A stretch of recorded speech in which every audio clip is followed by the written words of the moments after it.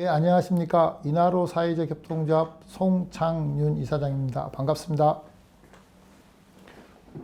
네, 신중년의 이제 어떤 인생의 의미라든지 신중년의 일자리, 그리고 어떤 신중년을 보내야 될 것인지에 대해서 제가 이나로 사회적 협동조합을 운영했던 경험을 바탕으로 해서 말씀을 전하도록 하겠습니다. 많은 분들이 성공이라는 단어에 대해서 이제 관심을 갖습니다. 네이버에 보면 성공이란 목적하는 바를 이룸이라고 나와 있습니다. 이 화면에서 보듯이 북극성을 우리는 이제 잘 모르고 있습니다. 북두칠성과 카시오페이아의 딱 중간에 위치한 게 북극성인데, 우리가 이제 인생이라는 항해를 할 때 북극성, 저 목적지가 없으면 항해를 하다가 길을 잃었을 때 난파하기가 쉽습니다. 지금 신중년은 그 방향을 찾기 힘든 그 시점에 놓여 있습니다. 그래서 나만의 북극성을 한번 찾아보시면 좋겠습니다.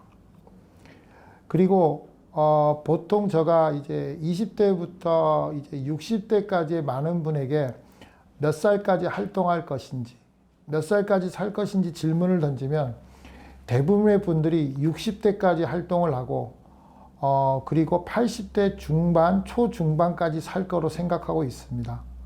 그런데 이 사고는 1900년도에 비스마르크 정부에서 연금 제도가 나왔을 때 60년대 정년, 그리고 지금 평균 연령이 80이라는 부분에 있어서 많은 분들이 생각하고 있는데, 이 생각의 틀을 바꾸지 않는 한은 신중년의 삶은 요연할 것입니다. 그 이유를 한번 말씀드리면요. 인간의 수명에 대해서 지금 대지신장이라든지 이런 이종장기 이식에 대해서 실험들이 되고 있고 성공하고 있습니다. 그러면 향후에 어떤 장기에 문제가 생겼을 때 이종장기의 이식을 통해서 생명 연장의 부분도 있고요. 또 하나는 이렇게 이제 3D로 이제 인공장기가 만드는 시대가 오고 있습니다. 그렇기 때문에 지금 기본적인 평균 연령이 현재 85세인데 30년 전에 평균 연령은 70대 초반이었습니다. 그래서 20년에서 25년의 평균 연령이 10세씩 올라가고 있는데 기술이 발달이 안 되더라도 지금 50대에서 60대인 분들은 최소 100살까지는 살 수 있는 부분이 됩니다. 그리고 이러한 기술이 발달이 이루어지면서 평균 연령 지금 50대인 경우에는 120살까지 얘기들이 되고 있습니다. 그러면 이제까지의 삶에 대해서 내가 잘 살고 못 살고 부분에 대해서 집중하는 것이 아니라 지금까지의 삶의 경험을 바탕으로 앞으로 어떻게 살 건지에 대해서 고민이 돼야 될까 생각합니다. 지금 고영하라는 한국엔젤투자협회 회장님이 말씀하신 건데요. 평생 한 번은 창업하는 시대이다. 급하다고 시계만 보지 말고 나 자신을 찾는 과정을 통해 인생의 나침판을 발견하자라고 하였습니다. 이 얘기는 뭐냐 하면 이제 고용은 하는 시대는 지나고 있습니다. 자기가 자기를 고용하는 부분이 하나가 있고요. 그리고 살 날이 상당히 많다는 겁니다.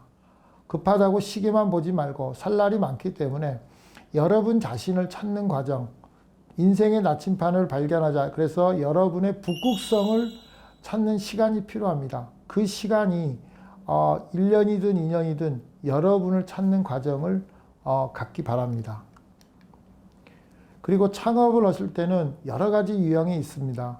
프리랜서, 개인사업자, 법인사업자, 협동조합, 어떤 사회적 기업이라는 제도 등 이 제도들 그리고 방식에 대해서 장점이든 단점 이런 부분에 대한 한번 정리를 하셔서 접근하실 필요가 있습니다. 50대 이상의 분들은 가장 이제 장점이, 청년보다의 장점이 경험입니다. 그 경험은 어떤 부분이냐 하면 여러분들이 이제까지 살면서 어떤 불편했던 문제들이 있습니다. 이러한 커뮤니티의 문제를 여러분들이 찾고 그 문제를 해결할 수 있는 부분은 20대보다는 신중년이 가장 빠를 수 있습니다. 그러면 이러한 경험은 어떻게 찾느냐? 자신에서 출발해야 합니다. 자신이 경험이라든지 자신이 쌓은 전문성에서, 그리고 내가 문제의 당사자여야 됩니다. 그리고 이 당사자의 문제에 공감하신 분들을 찾게 되면 여러분들이 새로운 상업의 길을 가질 수 있습니다.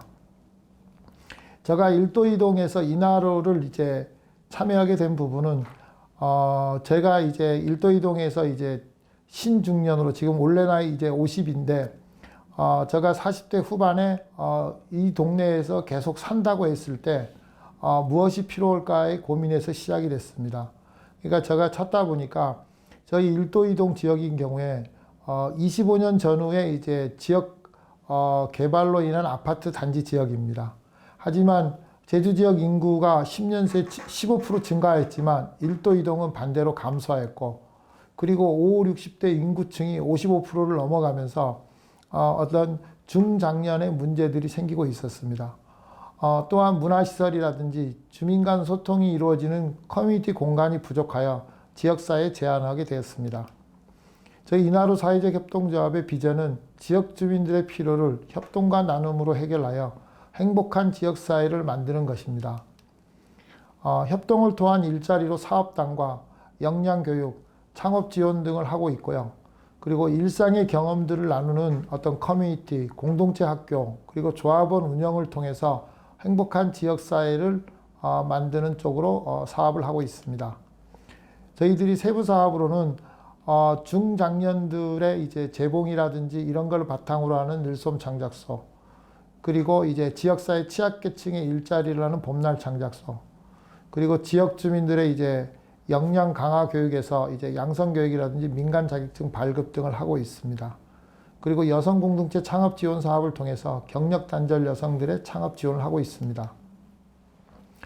저희들의 이제 사업에서 하는 부분은 다양한 생활문화 프로그램 개설을 통해서 주민 참여 확대를 하고 있습니다. 이러한 부분들은 평생교육과 지역 공동체과 마을교육 공동체 등을 통해서 이루어지고 있고요. 동아리 활동, 소모임 운영 등을 통한 마을 커뮤니티 활성화, 그리고 중장년의 사회적 경험과 네트워크를 활용한 일자리 창출, 그리고 주민 스스로 주체가 되는 주민조직체 설립 확대를 하고 있습니다. 이러한 공동체를 조직하기 위해서는 제일 먼저 소규모 동맹이 필요합니다. 여러분이 지역의 커뮤니티 문제, 여러분의 문제를 동의하시는 3분에서 5분 정도의 모임을 조성하기 바라겠습니다. 전혀 뜻이 다른 분이 아니고 여러분의 필요를 느끼는 5분이 필요합니다. 두 번째로는 낙관적 상상력과 긍정적인 자세입니다. 보통 신중년이 되다 보면 본인 스스로 알게 모른 학습적 무기력을 갖고 있습니다. 그래서 대부분의 분들이 하는 말씀들이 나는 해보니까 안 돼라는 말씀을 입에 달고 다니십니다. 그게 아니고 이제까지 나의 경험만큼 가장 많은 분들이 없기 때문에 나는 할 수 있다라는 자세로서 여러분들이 앞으로 120살까지 산다는 전제하에서 우공이산의 마음으로 사업을 진행하시면 좋을 것 같습니다. 세 번째는 가장 중요한 학습입니다. 여러분들이 지금까지 배웠던 부분에 대해서 이제 난 더 배울 게 없어가 아니라 배울 게 상당히 많다는 부분에 대해서 학습이 필요하게 됩니다. 간단한 예를 든다면요. 2027년부터 완전 자율주행차가 상용화가 된다고 합니다. 제가 이제 도시재생이라든지 마을 만들기에 가서 마을 여론들을 청취할 때 이 중장년들이 가장 많이 하는 말씀들이 우리 동네는 주차장이 필요하다는 얘기들을 많이 하십니다. 그러면 제가 다시 한번 질문을 했습니다. 주차장을 만드는데 얼마 정도의 비용이 들어가는지 물어보시면 많은 분들이 1,000만 원, 500만 원, 많으면 1,500만 원 정도 얘기를 하십니다. 하지만 주차장 한 대를 만들려면 그냥 단순하게 차 한 대가 들어가는 평수가 필요한 것이 아니라 차가 들어가고 나가는 동선까지 고려하면 차 한 대당 9평 정도의 땅이 필요하다고 합니다. 그러면 차 10대를 세운다면 90평 정도가 들어가는 겁니다. 지금 제주 시내에 땅값이 제일 안 좋은 곳이 평당 500만 원 정도 됩니다. 그럼 90평이면 4억 5천만 원의 예산이 들어가는 거고, 그리고 그 외 조성을 하고 여러 가지 비용을 들어가면 차 한 대당 최소 제주시에서 조성하는데 6천만 원 정도의 비용이 들어가는 겁니다.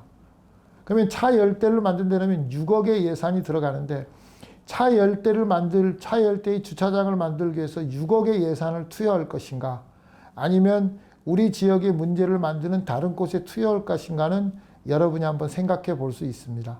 제가 이거와 연관해서 자율주행차를 얘기하는 부분은, 만약 자율주행차가 상용화가 된다면 집에 차가 여러 대가 필요 없는 겁니다. 내가 사무실에 출근했다가 그 차를 집으로 돌려보내면 다시 다른 분이 그 차를 이용할 수 있기 때문에, 그래서 여러분들이 미래의 변화들도 같이 이해하려고, 그리고 요즘 나오는 디지털이라든지 여러 가지 분야에서도 여러분들은 지금 40대, 50대는 어쨌든 지금의 이제 70대 노인들보다는 여러분들은 디지털과 직접적이든 간접적이든 컴퓨터와 연결된 삶을 살아오신 분들입니다.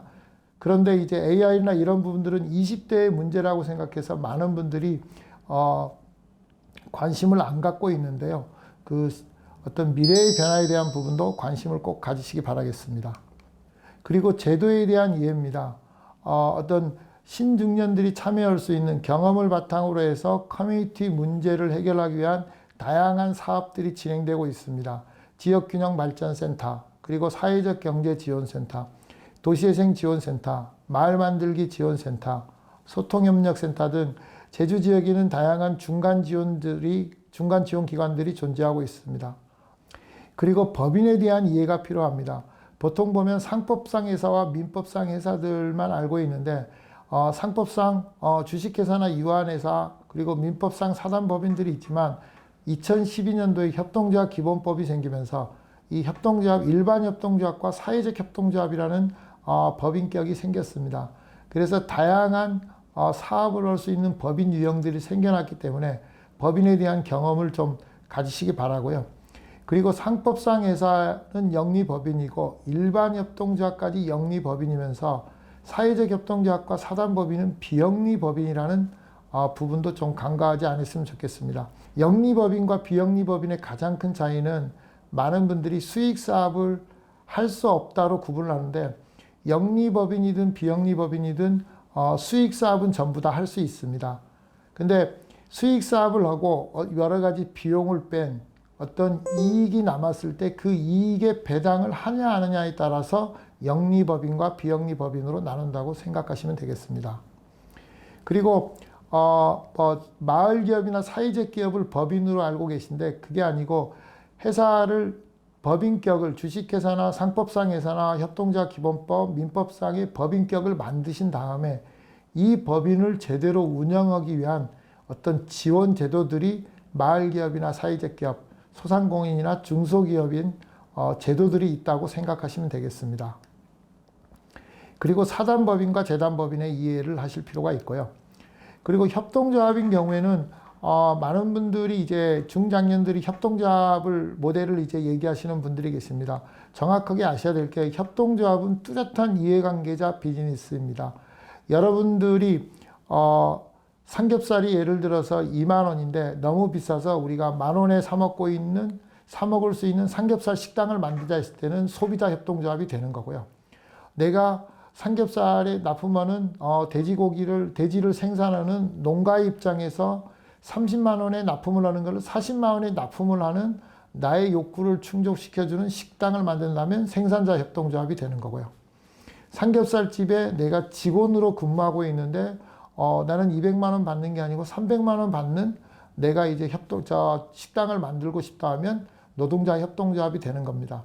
그래서 나의 욕구를 충족시켜 줄 수 있는 법인격을 만드는 거고요. 그 법인격이 이제 협동조합이라고 보시면 되겠습니다. 그리고 마을기업과 사회적 기업이 있는데, 마을기업은 주로 지원 내용이 시설비라든지 경영 컨설팅 등 사업비에 최대 8천만 원 정도 지원을 하고 있는 부분이고요. 사회적 기업은 인건비 지원 부분이 이제 좀 강한 부분이 되겠습니다. 그러니까 여러분들이 법인을 만들어서 마을기업을 할지 사회적 기업을 할지 법인을 만들 때부터 고민을 하셔서 어떤 지원 제도에 따라서 이제 차이가 나는 부분이 있기 때문에 준비를 하시면 좋겠습니다. 그리고 가장 비즈니스의 컨셉은 어떻게나 무엇이 아니고 누구에게입니다. 많은 분들이 우리 이런 아이템이 있는데 이 아이템으로 사업을 하자라는 부분에 많은 얘기를 합니다. 그러면 여러분들은 그 아이템을 중요시하는 게 아니고요. 그 아이템을 사줄 누군가가 누구냐를 질문을 하셔야 됩니다. 대한민국의 모든 국민이 고객이 되는 것이 아니고요. 대한민국의 1%, 0.1%의 고객을 얘기하는 사업에 참여하셔야 됩니다. 절대 무엇을 얘기하는 부분에 현혹돼서는 안 되실 겁니다. 그리고 이 부분은 이제 협동조합 모델인데요. 여러분들이 보시면 일반적인 회사는 누구에게 무엇을 어떻게가 기본적인 비즈니스 모델이 됩니다. 하지만 협동조합은 필요가 중요합니다. 아까 소비자 협동조합은 소비자의 욕구, 직원 협동조합은 직원의 욕구, 사업자 협동조합은 사업의 욕구입니다. 협동조합을 만들면서 어떤 출자에 대한 배당을 많이 한다고 해서 협동조합을 만들자고 하면 그거는 전부 다 잘못된 내용이라고 생각하시면 되겠습니다. 그리고 시니어 창업은 세계적인 추세입니다. 미국인 경우에는 전 연령에서 55세에서 64세의 창업 증가율이 가장 높고요. 일본은 전체 신규 창업의 32%를 차지하고 있습니다. 그리고 한국도 시니어 창업 증가율이 청년 창업 증가율보다 1.7배가 높다고 나오고 있습니다. 그리고 미국 듀크 대학의 연구에 하면 성공한 539개 기술 벤처 기업 중 50대 이상이 25세 미만보다 2배가량이 많다고 나오고 있습니다. 그리고 시니어 창업의 유형은 경력개발, 생계유지, 사회참여형 등이 있습니다.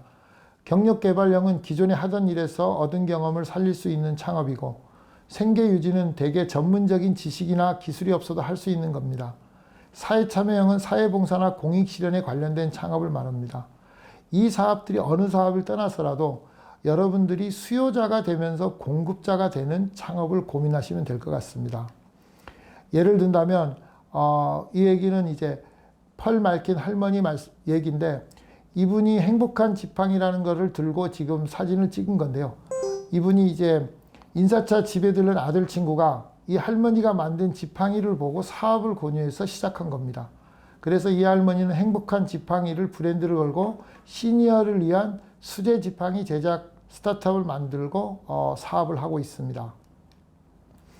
베르사포라는 분은 정년퇴직한 이후에 지방에서 여행을 하다 보니까 너무나 이제 불편했던 점을 느껴서 본인과 같은 불편함을 느끼는 시니어들을 돕는 여행자 안내 서비스를 만든 예입니다. 그리고 시니어 여행객만 받는 프리버드 클럽을 만드는 부분도 있습니다. 그리고 이봉섭 대표님 얘기인데, 이분은 제주에 이제 더 제주 스토리 대표입니다. 제주에 여행을 왔다가 이 오름에 너무 반해서 이 오름과 시니어들과 연계된 어떤 사업을 하는 이제 전문 해설사 체험 상품을 개발하기도 하여 운행하고 있습니다. 현재 사회적 기업으로 참여하고 있습니다. 그리고 중년을 위한 커뮤니티를 만드는 목표를 갖고 제주에로 이주한 폴개 협동조합입니다. 5060들이 모이는 드림캠프를 준비하고 있고 현재 이제 사회적 기업으로 참여하고 있습니다.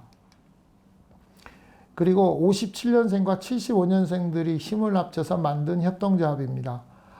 이분들은 은퇴를 한 이후에 같은 여고 동창들을 겸해서 무엇을 할까 고민하면서 본인들의 경험, 그리고 이제 경력단절 여성과 합쳐해서 마을놀이라는 어떤 프로그램을 통해서 이제 배우고 그걸 바탕으로 해서 지역 내 돌봄 프로그램들을 진행하고 있습니다. 현재 도시재생사업, 시니어클럽 등의 마을놀이 교육들을 하고 있습니다. 그리고 제주에서 커피 스모건을 차린 김양한 대표입니다. 이분은 64세에 제주도로 이사해서 커피로 와인을 만들고 꼬냑을 만들면서 여러 가지 책도 지으면서 현재 제2의 삶을 살고 계십니다. 이런 시니어 창업 시 가장 고려해야 될 세 가지는 첫 번째는 체력입니다. 어쨌든 체력이 안 좋으면 아무것도 할 수 없는 부분이기 때문에 가장 중요한 부분이 되겠습니다.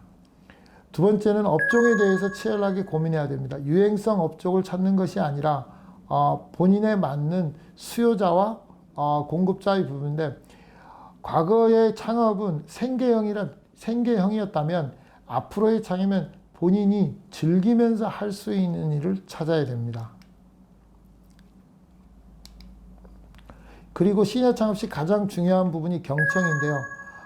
저희가 이제 아까 소규모 모임이라든지 이런 부분을 할 때 가장 큰 문제들이 경험과 연륜이 가장 큰 장점이지만 자기의 경험과 연륜을 전부로 생각하셔서 다른 분들의 얘기를 못 듣는 부분들이 시니어의 가장 큰 단점이기도 합니다. 그래서 유연한 사고, 어떤 고정관념, 학습된 무기력을 버리고 갈 수 있는 부분들이 필요하겠습니다. 그리고 이제 작고 소박하게입니다. 처음부터 크게 하는 부분이 아니고 여러분들이 어떤 여러 사람이 모여서 좀 동아리에서 출발하면 좋을 것 같습니다. 동아리를 했을 때 지원할 수 있는 부분들이 뭐 마을활력과의 마을 공동체 지원 사업이라든지 씨앗 동아리 지원 사업, 문화예술재단의 동아리 지원 사업, 아니면 도시재생, 작은 도서관, 이러한 여러 곳의 동아리 지원 사업들이 있기 때문에 이런 동아리부터 출발하시면 좋겠습니다. 그리고 다섯째, 용기와 도전입니다. 니체가 말한 부분인데요. 실존의 가장 커다란 결실과 향락을 수확하기 위한 비밀은 이런 것이다. 위험하게 살라. 그대 도시를 베스미오 화산 옆에 세우라. 그대들의 별을 미지의 바다로 내보내라. 그대들과 동리의 인간들, 그리고 그대들 자신과의 싸움 속에서 살라. 많은 분들이 신중년이 되면 위험에 대해서 상당히 방어적이 됩니다. 여러분, 지금까지 사신 날은 인생의 3분의 1밖에 되지 않습니다. 여러분들이 대학을 졸업해서 지금 은퇴하는 시점까지 길어야 35년입니다. 그런데 앞으로 여러분이 남는 삶은 길면 70년입니다.